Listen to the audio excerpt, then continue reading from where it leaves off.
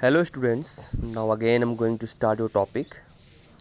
We know that we had discussed topic lowering of vapor pressure. Therefore, now I'm going to start your topic from this heading.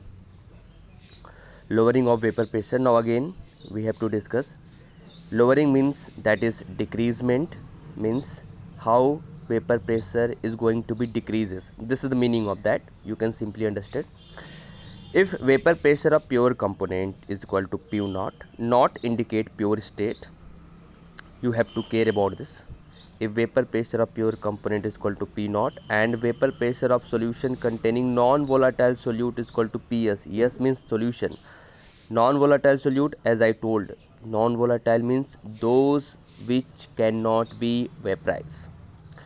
Then lowering of vapour pressure is equal to P naught minus P S equal to delta P, मतलब इन दोनों के बीच में जो difference निकल कर आएगा वही आपका लोअरिंग वेपर प्रेशर होगा, मतलब उतना वेपर प्रेशर आपका डिक्रीज़ किया.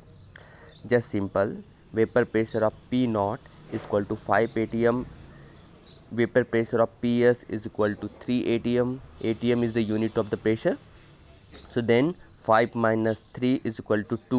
So 2 is lowering of vapor pressure, मतलब 2 ATM का lowering हुआ है.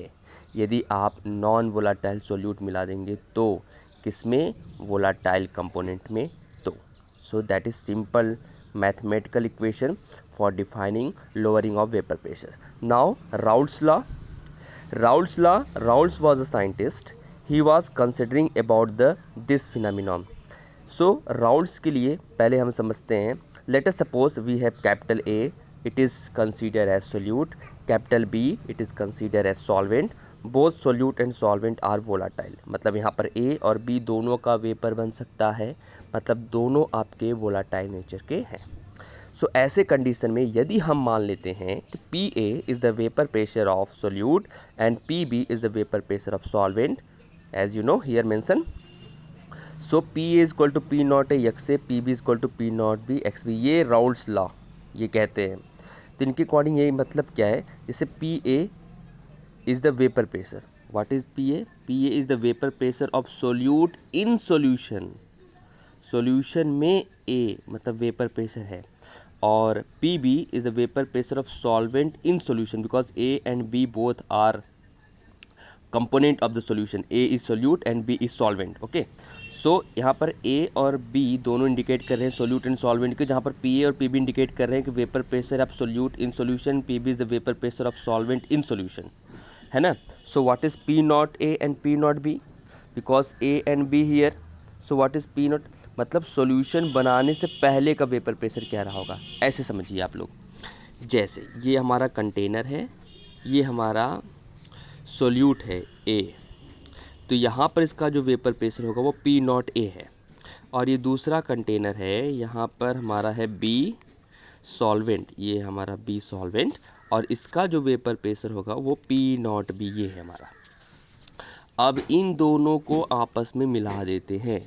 इन दोनों के मिलने से what you have, that is solution. Okay, अब सॉल्यूशन बन गया है जो कि हमने एक अलग बीकर में ले लिया. यहाँ पर दोनों प्रेजेंट है, ध्यान रखिएगा, ए भी है और बी भी. अब यहाँ पर P naught A P naught B की बात नहीं करेंगे, अब यहाँ पर हम पी ए की बात करेंगे एंड पी बी की बात करेंगे, ये ध्यान रखेंगे आप लोग. सो इसलिए मैंने कहा ना, पी ए का मतलब हो गया vapour pressure of solute in solution, और पी नॉट ए का मतलब है सॉल्यूशन बनाने से पहले का वेपर प्रेशर. मुझे पूरा उम्मीद है कि आप लोग समझ गए होंगे कि यहाँ पर पी ए और पी बी और P naught A P naught B क्या है.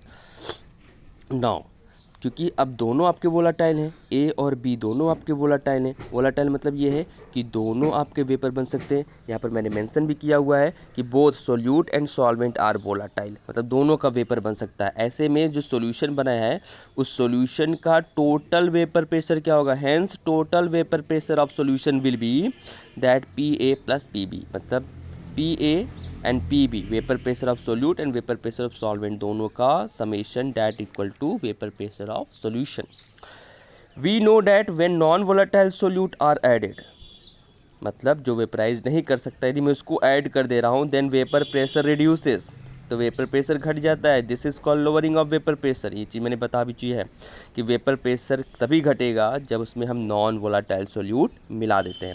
सो in this way vapour pressure of solution is due to only solvent, क्योंकि अब सॉल्वेंट ही आपका केवल ही वेपर में जा सकता है, सोल्यूट आपका वेपर में नहीं जा सकता है। तो ऐसे कंडीशन में सॉल्यूशन का वेपर प्रेशर अब केवल सॉल्वेंट की वजह से होगा, सोल्यूट की वजह से नहीं है, क्योंकि आपने यहाँ पर जो सोल्यूट ऐड किया हुआ है दैट इज़ नॉन वोलाटाइल।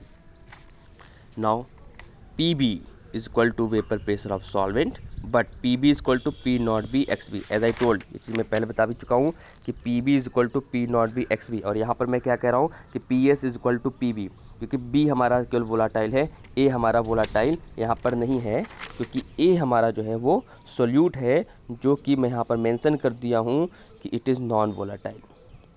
इसलिए अब सॉल्यूशन का वेपर प्रेशर केवल सॉल्वेंट की वजह से होगा, सोल्यूट की वजह से नहीं होगा। और we know that PB is equal to P naught B XB, hence PS is equal to P naught B XB। अब ये कहाँ से आया, क्योंकि अभी हमने यहाँ पर डिस्कस किया है PS is equal to PB, इसलिए PS is equal to P naught B XB because PB is equal to P naught B XB here. तो at the place of PB we had put P naught B XB, so we have PS equal to P naught B XB.